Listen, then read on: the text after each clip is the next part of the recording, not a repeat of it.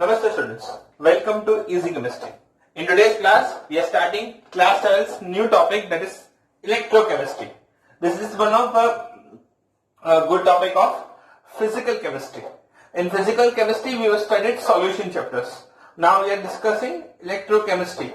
Now what do you mean by electrochemistry? A chemistry related to the electricity. Batteries के बारे में पढ़ेंगे इस चैप्टर में हम लोग. इलेक्ट्रोलाइटिक डिकम्पोजिशन के बारे में पढ़ेंगे, ठीक है ना. बहुत सारी चीजें के बारे में पढ़ेंगे, कोरोजन के बारे में पढ़ेंगे, रस्टिंग के बारे में पढ़ेंगे. तो this chapter is divided into 3 parts.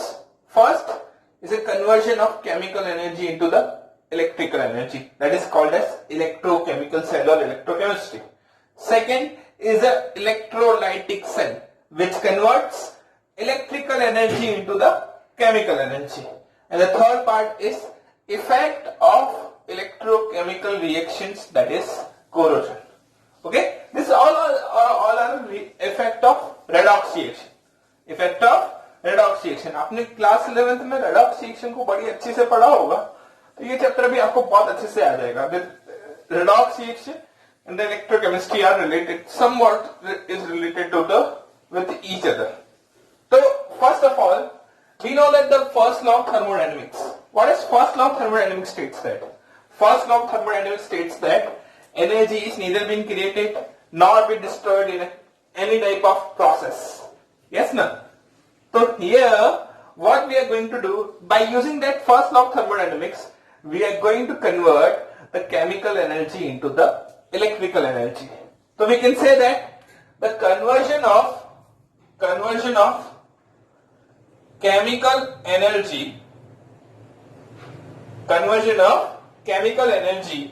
into electrical energy, conversion of chemical energy into electrical energy by performing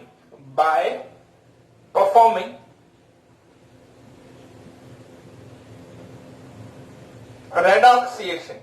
By performing redox reaction is called electrochemistry. Yes, there is a device which converts this whole process, is called as electrochemical cell. तो first of all understand, अगर आपने एक vessel लिया और उस vessel के अंदर copper sulphate का एक्वा सॉल्यूशन ले लिया, CuSO4 का एक्वा सॉल्यूशन ले लिया, और उसके अंदर आपने जिंक रोड डिप कर दी, तो आपने जिंक रोड डिप कर दी कॉपर सल्फेट के एक्वा सॉल्यूशन के अंदर. तो as we know that, as we have studied from the class 11 or class 10, that zinc is more reactive than copper. When zinc will react with the copper sulfate, so it will form, when zinc will react with the copper sulfate, it will start forming ZnSO4 and Cu. ऐसा कुछ होगा. So this is one type of displacement reaction according to class 10. Class 10 तक आप ये पढ़ के आए थे कि when zinc is dipped in a blue color copper sulfate solution, zinc will start reacting with the copper sulfate, it will form ZnSO4 and Cu. ये आप क्लास 10 तक पढ़ के आए थे. अब आपने 11th क्लास में क्या पढ़ा कि this is one type of redox reaction where zinc is getting oxidized. zinc, यहाँ पर zinc क्या कर रहा है, 0 से +2 में ऑक्सीडाइज हो रहा है कि नहीं, है ना. तो zinc is getting oxidized and converting into the Zn+2 and releases 2 electrons. Correct? यहाँ तक बात समझ में आ रही है. Where this 2 electrons reacts with the copper +2 ion of copper sulfate. Now on other side what happens, this copper +2 ions reacts with the 2 electrons and start forming this copper solid. ठीक है. So if we combine this reaction, so it states that Zn plus Cu plus 2 gives you Zn+2 and Cu. So this is your redox reaction where transformation of electron is taking place. Electron कहीं move कर रहे हैं इस reaction में. तो scientist ने सोचा कि during redox reaction there is a transfer of electrons. तो क्यों ना इन ट्रांसफर ऑफ इलेक्ट्रॉन्स को यूज करके हम लोग एक बैटरी प्रोड्यूस करें, कुछ ऐसा इंस्ट्रूमेंट प्रोड्यूस करें जो इलेक्ट्रिसिटी प्रोड्यूस करके दे। ये इलेक्ट्रॉन्स को यूज करके हम लोग इलेक्ट्रिसिटी क्यों ना बनाए। ये करने की कोशिश में उन्होंने एक सेल बनाया जिसका नाम है इलेक्ट्रोकेमिकल सेल। चलो कैसे इलेक्ट्रोकेमिकल सेल काम करता है वो समझते हैं, ठीक है। तो first of all we are going to understand what is electrochemical cell, उसका कंस्ट्रक्शन क्या है, उसके अंदर कौन से चीजें यूज होती हैं, वो सारी चीजें हम लोग समझने की कोशिश कर लेते हैं, ठीक है। सो ध्यान दीजिएगा, ये बहुत इंपॉर्टेंट चैप्टर है with respect of your CBSE examination, with respect of your NEET examination, किसी भी रिस्पेक्ट से। अभी आज हम लोग बेसिक डिस्कस करेंगे, नेक्स्ट लेक्चर में या फिर जैसे जैसे टॉपिक्स बढ़ते जाएंगे हम लोग डीप जाते जाएंगे इसी चैप्टर में, ठीक है नहीं। तो first of all what is electrochemical cell, what is electrochemical cell. तो understand, electrochemical cell is a device which converts chemical energy into the electrical energy by performing this redox reaction। मतलब electrochemical cell के अंदर ये जो redox reaction perform होगी और electron produce होंगे, okay. इस इलेक्ट्रोकेमिकल सेल को डेनियल सेल भी बोलेंगे। जब हम लोग जिंक और कॉपर यूज करते हैं तो उसको डेनियल सेल भी बोलते हैं, ठीक है। This Daniell cell is also called as galvanic cell, इसको हम लोग गैल्वेनिक सेल भी बोलते हैं, ठीक है। स्पेलिंग मिस्टेक हो तो थोड़ा माफ करिएगा, बट इसको गैल्वेनिक सेल भी बोलते हैं, ठीक है। सर कंस्ट्रक्शन कैसा है, कंस्ट्रक्शन में क्या करते हैं हम लोग, एक तरफ एक बीकर ले लीजिए, दूसरी तरफ दूसरा बीकर ले लीजिए, ठीक है, ओके। और एक तरफ आप ZnSO4 का एक्वस सॉल्यूशन फिलअप कर दीजिए, this is your electrolytic solution. ZnSO4 के सॉल्यूशन में आप जिंक की रोड ही डिप करेंगे, तो जिंक ZnSO4 का सॉल्यूशन, उसके अंदर हम लोगों ने कौन सी रोड डिप कर दी है, जिंक। और इस तरफ हम लोगों ने क्या कर लिया है, aqueous solution of copper sulphate, aqueous solution of copper sulphate, जिसके अंदर डिप कर देंगे हम लोग कॉपर इलेक्ट्रोड। तो यहां तक समझ में आया, जो इलेक्ट्रोलाइटिक सॉल्यूशन ले रहे हो उसका इलेक्ट्रोड, जो इलेक्ट्रोलाइटिक सॉल्यूशन ले रहे हो उसका इलेक्ट्रोड। अब क्या कीजिए, दोनों इलेक्ट्रोलाइटिक सेल को प्लेटिनम वायर से कनेक्ट कर दीजिए। किससे कनेक्ट कर देंगे आप, प्लेटिनम वायर से, और प्लेटिनम वायर को कनेक्ट कर देंगे गैल्वेनोमीटर से, ठीक है। तो this is your platinum wire, ठीक है। ये आपका क्या है, गैल्वेनोमीटर, ये आपका क्या है, गैल्वेनोमीटर, ठीक है। और इन दोनों इलेक्ट्रोलाइटिक सेल्स को आप एक सॉल्ट ब्रिज से कनेक्ट कर देंगे, यू शेप की सॉल्ट ब्रिज से कनेक्ट कर देंगे, समझ रहे हैं।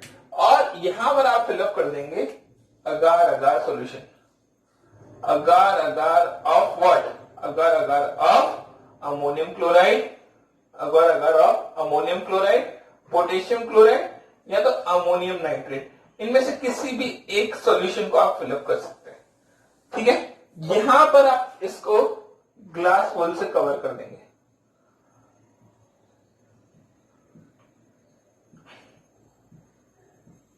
तो this is your construction of simple electrochemical cell, Daniell cell और गैल्वेनिक सेल, कुछ भी बोल दो आप इसको।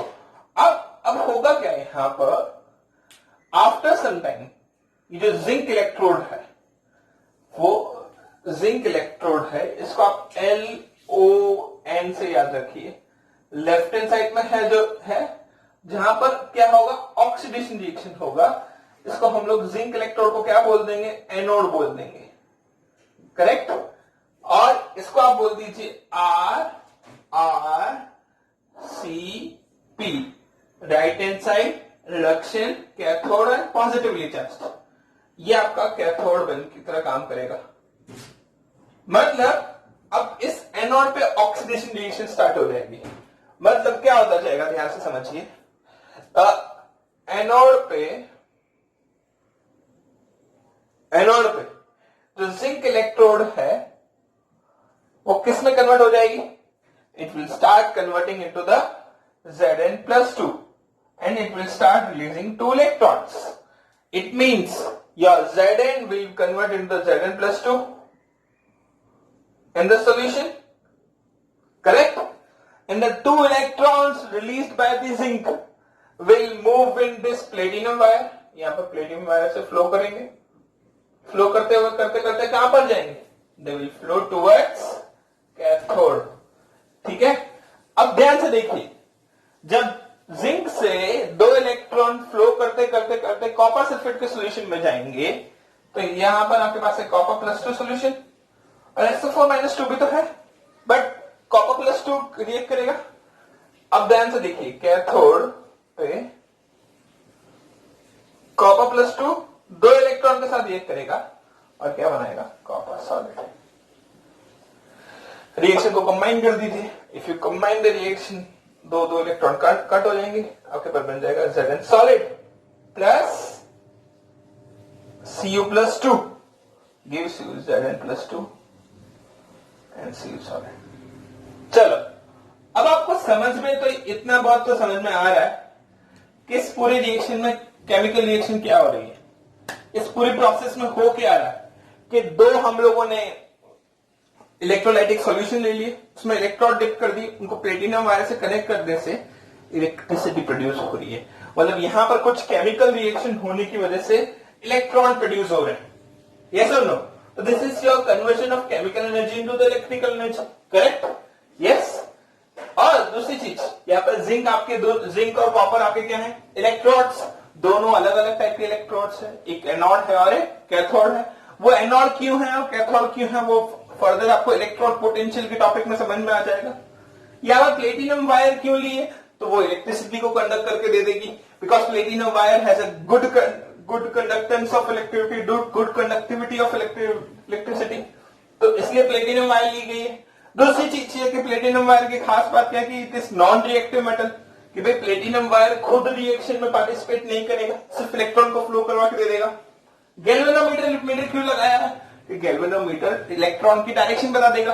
ये जो गैल्वेनोमीटर है वो थोड़ा सा टिल्टेड हो जाएगा टुवर्ड्स कैथोड, है ना, क्योंकि इलेक्ट्रॉन्स फ्लो कर रहे हैं। तो चलो, ये तो समझ में आ गया। आपने ये सॉल्ट ब्रिज क्यों लगाया सर?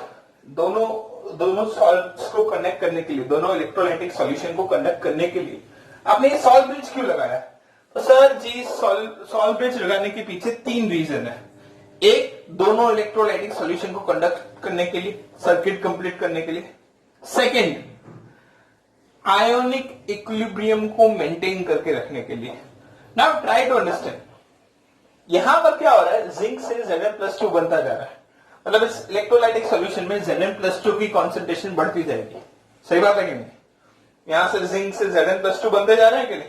तो इस सॉल्यूशन के अंदर साढ़े Zn प्लस 2 बढ़ते जाएंगे, मतलब कैटायन की कॉन्सेंट्रेशन बढ़ती जाएगी। उसको न्यूट्रलाइज करने के लिए कोई एनायन नहीं है। तो अगर आप यहां पर अमोनियम क्लोराइड लेते हैं, NH4Cl लेते हैं, तो सारे Cl minus ions will move towards this Zn plus 2 ions. तो Zn plus 2 दो Cl माइनस आयन के साथ ये करके क्या बना देंगे? ZnCl2। यहां तक बात समझ में आई? आयोनिक इक्विलिब्रियम यहां पर मेंटेन हो गया। अब यहां पर समझिए, राइट हैंड साइड पे, कैथोड के साइड पे देखो क्या हो रहा है। यहां पर copper plus 2 ion copper solid में कन्वर्ट होता जा रहा है, मतलब इसके सॉल्यूशन में किसकी कॉन्सेंट्रेशन बढ़ती जाएगी? SO4 माइनस 2 ऐसा कैसे बच जाएगा? उसको न्यूट्रलाइज करने के लिए कोई कैटायन नहीं है। कौन आएगा यहां पर? NH4 प्लस आता जाएगा। तो यहां पर क्या होता जाएगा? NH4 प्लस जो सॉल्ट ब्रिज में प्रेजेंट है वो, और सॉल्यूशन में जो बन रहा है SO4 माइनस 2, दोनों रिएक्ट करके क्या बना देंगे? Ammonium sulphate. ठीक है, तो पहला रोल समझ में आया कि सर्किट को कंप्लीट कर रहा है। दूसरा रोल समझ में आया कि वो आयनिक इक्विलिब्रियम मेंटेन कर रहा है। और तीसरा रोल है सॉल्ट ब्रिज का कि भाई इसमें जितने भी सॉल्यूशन हम लोगों ने फिलअप करके रखे ना, this all are buffer solution. इनको क्या बोलते हैं हम लोग? Buffer solution. बफर सॉल्यूशन का काम होता है कि to maintain the pH of that particular solution. तो यहां पर the salt bridge will maintain the pH of this whole electrolytic या electrochemical cell. Okay, so this was the basic for this chapter. Next class we will be discussing the representation of cell, potential of that cell, this cell. Okay? Thank you very much for watching. If you understand everything, please like, share and subscribe to my YouTube channel. Okay? Thank you. Namaste.